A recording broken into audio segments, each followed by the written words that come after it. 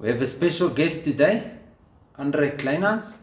Andre, you're also a physio, so you've got some medical background, so when it comes to some safe exercises, preventative exercises, obviously you've got something that you can add in that respect. Andre, maybe tell us something about your training before you met Kevin and where you then actually, or how you met Kevin and how that might have changed your training or your thoughts on training. Sean, sure, and thanks for inviting me. It's a pleasure to be here. Sean, yes, my training career started. I grew up in the Free State in Bloemfontein. I'm a Bloemboykie, and I actually started training there. Actually was into martial arts initially, and we started weight training for that purpose, and then I really enjoyed the weight training a bit more and started focusing on training. In those days, it was obviously more the Arnold Schwarzenegger type of training, where it was high volume, high frequency training. So that's how I started off. Okay, and having now met Kevin, did that change in any respect?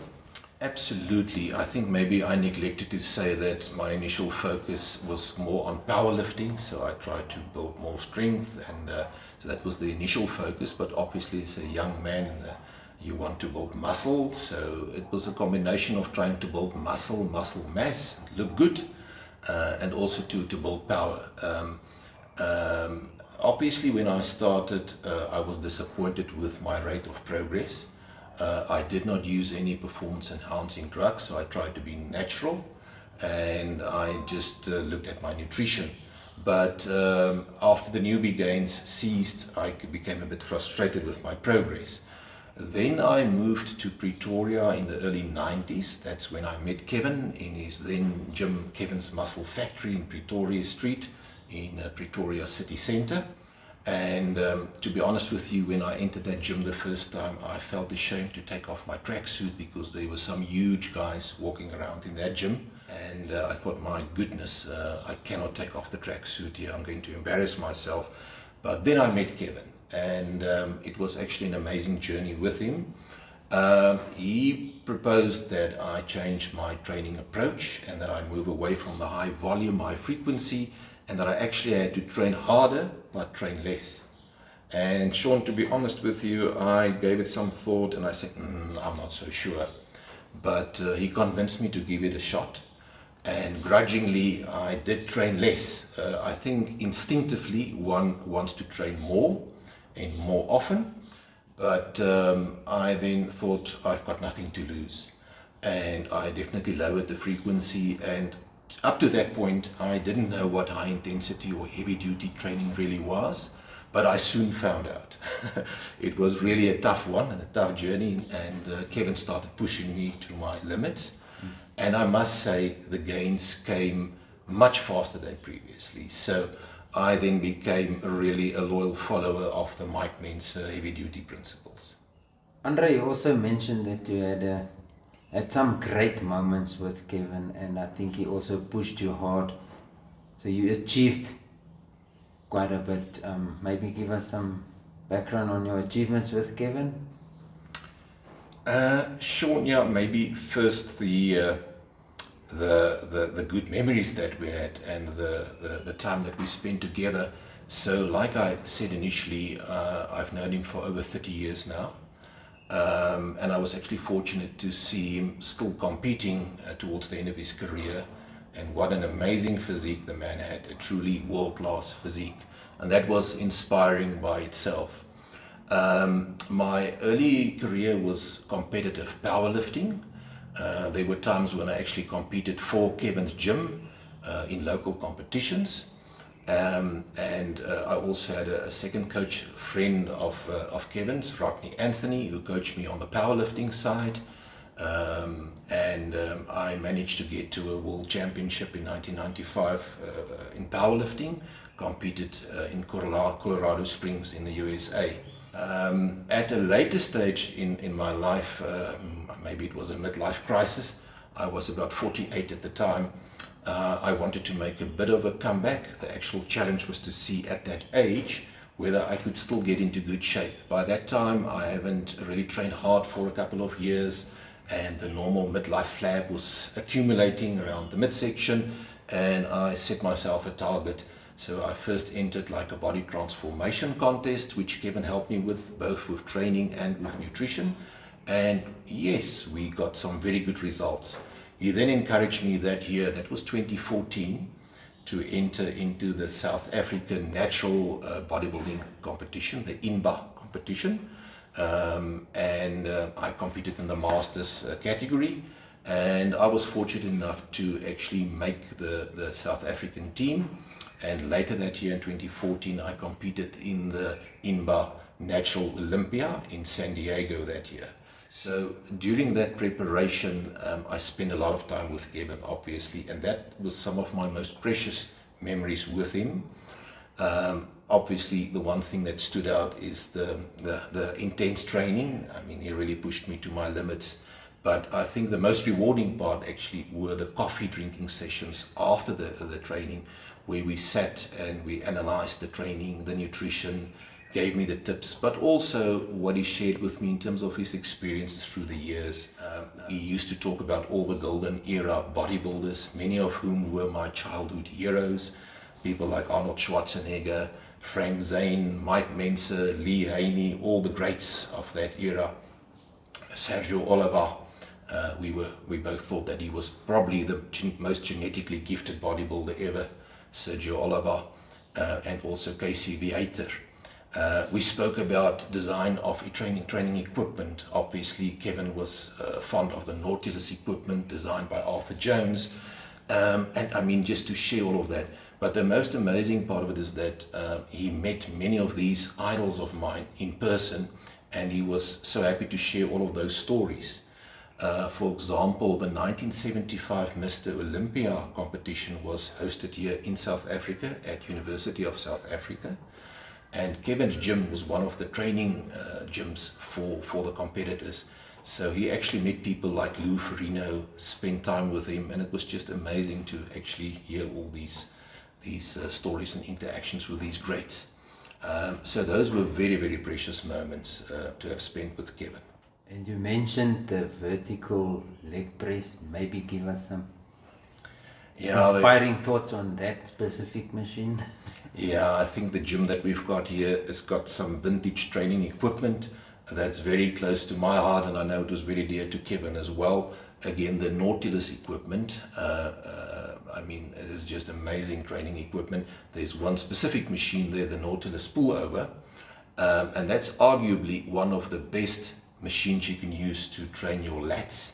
So if ever any of the viewers have got access to a Nautilus pullover, you must actually use that machine as much as you can. Even the great Dorian Yates, in some of his YouTube videos, mentions that as his #1 lat exercise.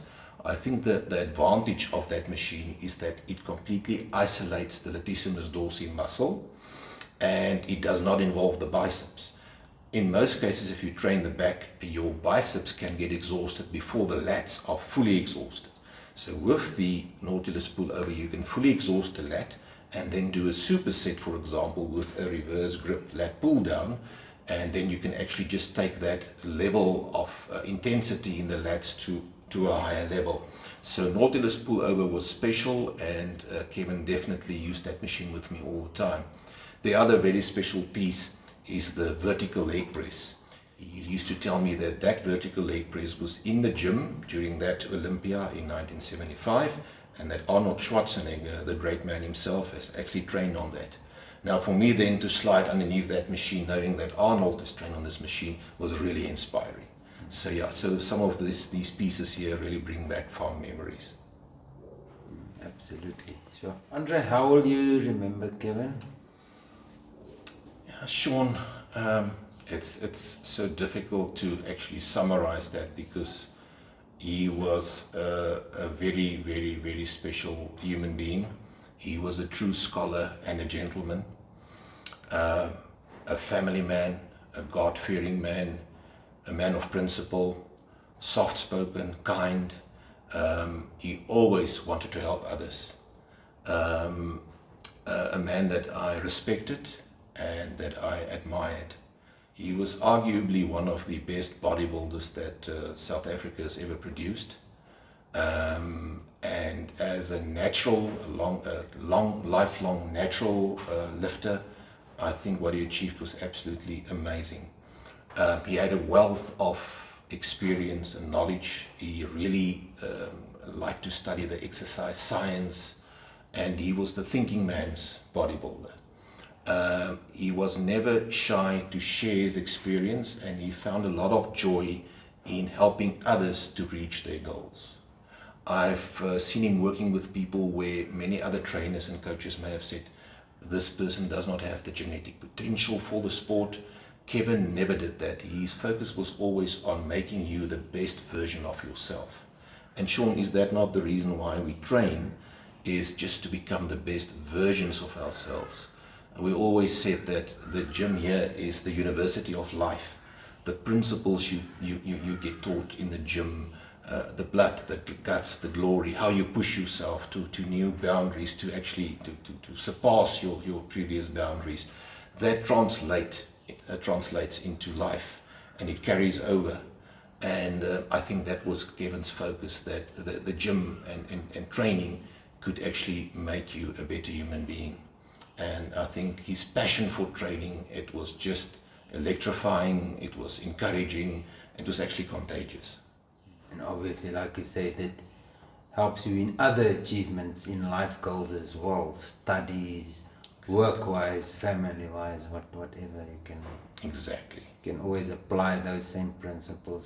You can. It definitely teaches you principles. It becomes a roadmap for your life. And I think Kevin has always focused on the heavy-duty principles of Mike Mentzer. I know out there on social media these days there's a lot of controversy around training methodologies, but there's no doubt that heavy duty has got a lot of logic and a lot of science behind it, and we've seen it in practice how people made progress. I experienced it myself, and Kevin always used to say that although training is a very important component of life, it is not life. There is a lot of, you need to look at your family life. You need to develop your career outside of the gym, if that's not your career, if you're not a professional sports person. You need to devote time to other things. And with the heavy duty training, where you train very hard but very briefly, it does allow you time to develop other areas in your life. So that training life balance becomes very important. I think one thing, when you walked into this gym, you didn't realize, you thought you're going to build your physique, but you didn't realize that your character is also going to be built. True. And that's where Kevin actually excelled as well. He could shape you and your physique, but without you realizing it, you would walk out here a better person. Exactly. I think you summarized it very well. He looked at the total development of the individual. Obviously the hard training to do the development, but then he taught you some life principles, and because he was a man that commanded respect, he became a role model for so many people. Andre, thanks for making the time. It was nice and interesting speaking to you. I'm sure we can maybe look forward to some more talks on exercises and preventative exercises. I'm sure from your side you've got something to share in terms of your medical background and being a physio. You've seen a lot of injuries. You've experienced a lot of injuries yourself. Sean, yes. Thanks firstly for the invite. It was an absolute pleasure and an honor to just also pay respect to Kevin, whom we so dearly miss. And thanks for the work that you're also doing to carry forward his message and his philosophies. And then absolutely it would be a pleasure to join you again and to talk on some of these aspects. I'm still a follower of the heavy duty method of training, but like you said, with my own experience of training injuries and also working with some clients, I'm definitely focused on prevention of injury and how to train safely.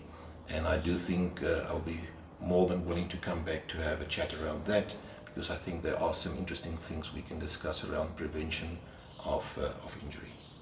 Okay, thanks very much, Andre. Pleasure, Sean. Till next time, think think muscles. Okay.